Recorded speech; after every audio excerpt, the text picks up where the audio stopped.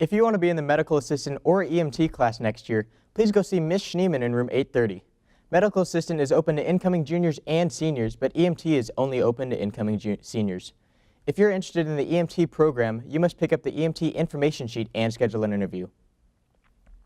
The new Family and Community Services class will be offered next year for 10th through 12th graders. This course allows you to create and participate in a variety of community service activities and nonprofit organizations. You can see Miss Meadows in room 815 or Miss Hamby in room 817 for more information. I know they're all busy with school and extracurricular activities, but one student, Cynthia Kaniki, really goes above and beyond. NHSTV reporter Ryan Sampson has her story. From gracing our ears to amazing melodies to saving lives one step at a time, senior Cynthia Kaniki does it all. I'm in varsity choir, I'm the choir president, I'm in varsity basketball, and I'm in EMT, and I'm a class officer.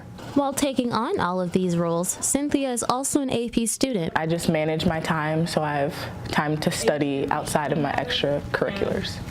Being heavily involved with choir since her freshman year, she has impressed the masses by showcasing her talents on a regional and state level. So this year I made the region choir, and then I also made the all-state mixed choir as second chair alto 2. All-state choir is the top music group in Texas, and it's very competitive to get in. And if you think that's amazing, Cynthia is also an EMT, emergency medical training, here at Northwest. My most demanding activity is definitely EMT because of the time it takes to study for tests and because we have to go out and actually help and treat real patients.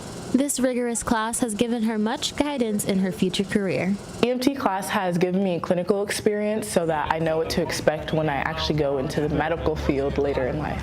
However, with all of the accomplishments she's made so far, the ride hasn't always been so smooth, starting with basketball season. The first day of practice, I came down wrong trying to catch the ball, and I ended up tearing my ACL, MCL, and meniscus. And since then, haven't been able to play, but I still go out to the games and support my team as their captain.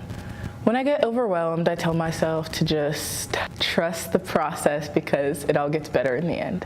We can't wait to see what's next for this exemplary Texan. For NHSTV, this has been Ryan Sampson. Cynthia, we're all extremely proud of everything you do here. Mr. Texan applications are now available for senior guys. You can pick them up from your English teacher or outside room 2303. They are due to Ms. Schmierden in room 2303 by this Friday. If you're interested in getting some of your work published in Reflections, Voices of Northwest, the official literary magazine here at Northwest, you can email mison@nisctx.org or elizabeth.fuller@student.nisctx.org, or speak to Mr. Eisen in room 2301. All submissions are welcome from any student or faculty member, but photos may not include faces. Wesley's back and ready to give you your daily dose of history in this week's edition of Yesterday's News.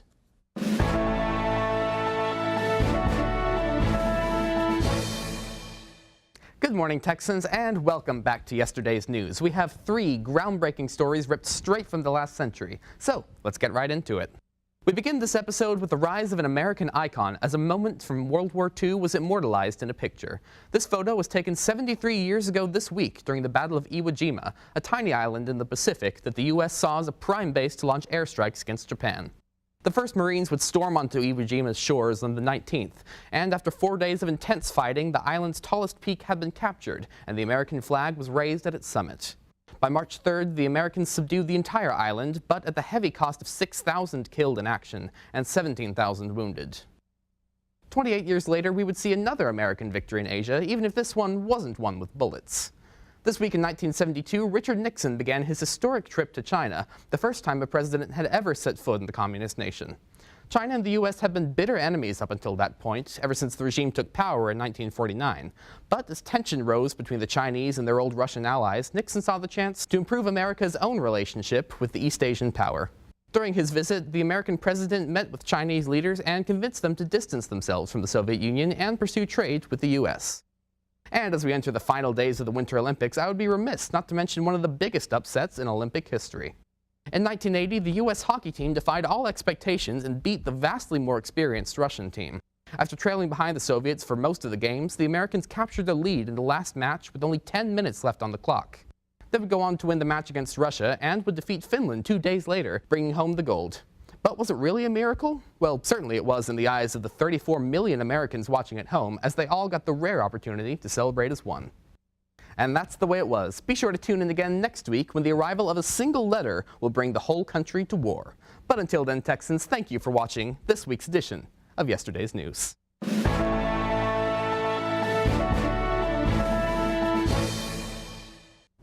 I'm really grateful for what the veterans have done for us. I know. Their sacrifices really shaped America and made it what it is today. I agree.